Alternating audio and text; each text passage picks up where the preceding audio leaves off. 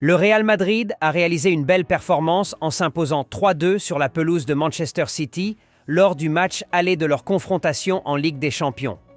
Un succès obtenu dans les derniers instants grâce à un but décisif de Jude Bellingham qui permet aux Merengues de prendre un léger avantage avant le match retour au Santiago Bernabéu prévu pour le mercredi 19 février.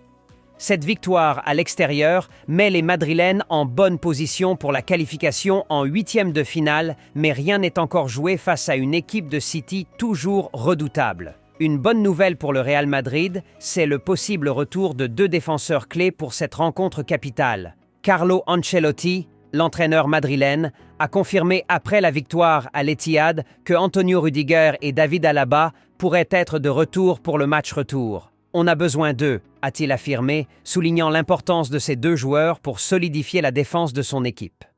L'absence de Rudiger et Alaba lors du match aller s'était fait ressentir, avec une défense parfois mise sous pression par les attaquants de City.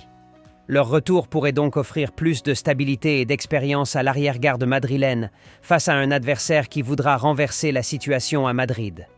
Le Real Madrid, fort de son avantage, devra néanmoins se méfier de la réaction de Manchester City, une équipe habituée aux remontées spectaculaires.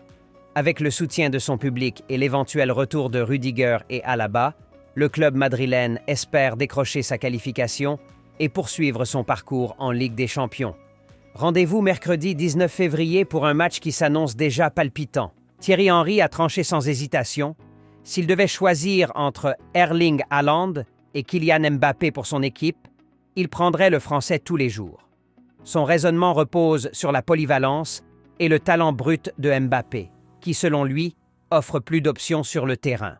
Il peut évoluer à droite, à gauche ou dans l'axe, alors que Haaland est un pur numéro 9, un attaquant de surface, certes redoutable, mais plus limité dans son registre. Cette analyse met en lumière une question fondamentale dans le football moderne. Vaut-il mieux avoir un attaquant ultra clinique dans la finition, comme Haaland, ou un joueur plus complet, capable de s'adapter à différentes positions et styles de jeu, comme Mbappé?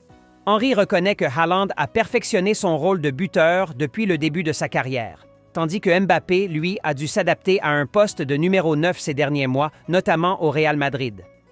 Ce facteur explique en partie pourquoi le Norvégien semble plus régulier en termes de finition pure.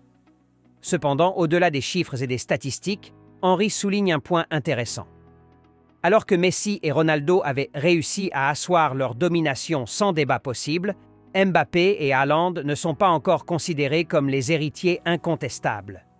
D'autres joueurs, comme Vinicius Junior ou Lamine Yamal, sont aussi évoqués dans la discussion sur les meilleurs joueurs du monde. Cela montre que le football est en pleine transition et que la rivalité entre Haaland et Mbappé n'est pas aussi figée qu'on aurait pu le penser. En fin de compte, le choix entre les deux dépend de ce que l'on recherche dans une équipe.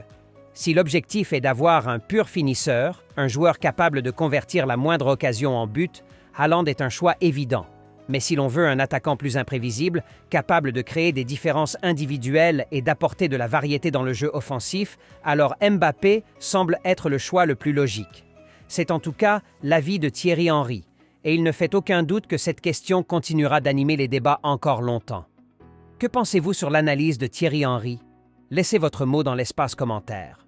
Abonnez-vous pour plus d'informations sur la Ligue des Champions et le Real Madrid.